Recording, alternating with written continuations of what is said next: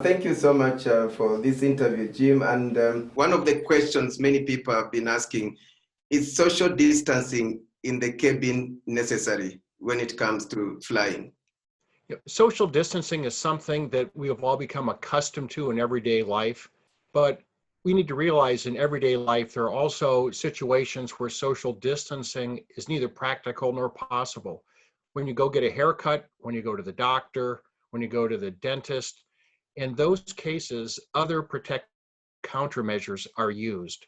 And similarly, in flying on airplanes, where social distancing isn't really possible, we have other protective countermeasures in place to protect the passenger travel. We're working with the industry to put together multi-layers of protection for the air travel journey. Just as you would have multiple layers of protection around, say, a military base, or in cybersecurity, you'd have multiple layers of protection.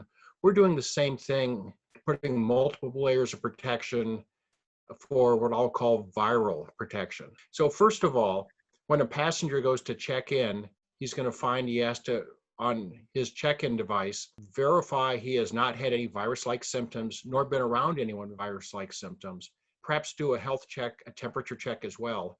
When he gets to the airport, he's going to find more spacing requirements, more hand sanitization stations, perhaps a temperature check there. All of that is the first layer of protection. All of that is designed to keep the virus off the airplane. The second layer of protection is what we're doing with airlines to make sure there are no viruses on the airplane when passengers board.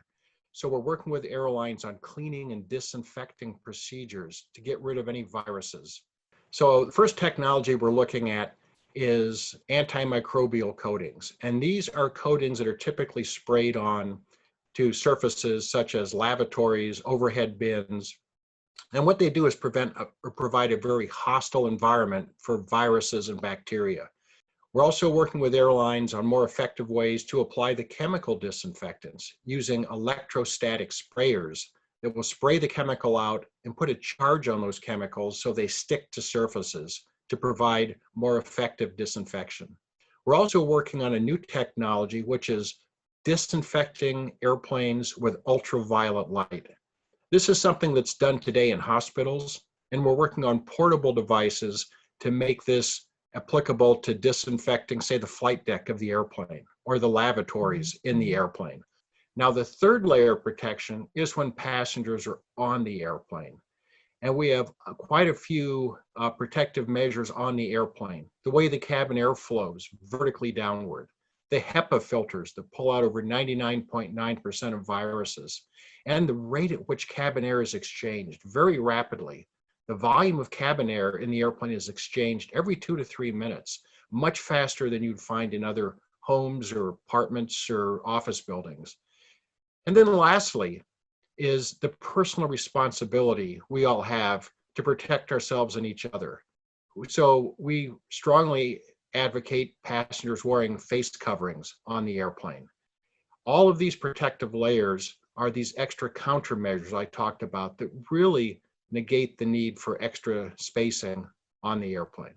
Okay. And I've had many people ask, so will seating arrangement be redesigned in the airplane? No, we don't see a need to redesign the seating arrangements on the airplane.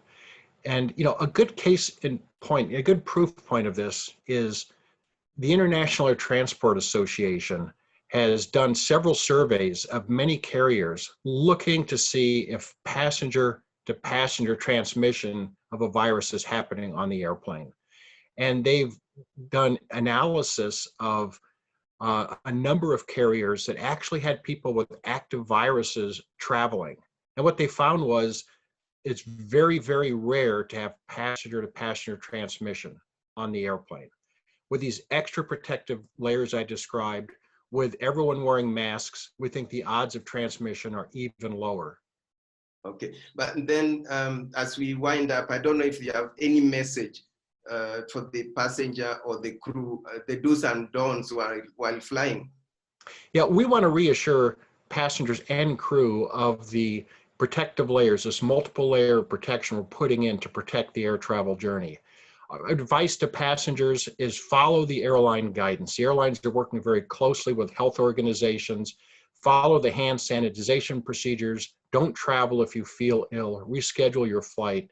And rest assured that the air travel journey is being protected through these multiple layers that I've described.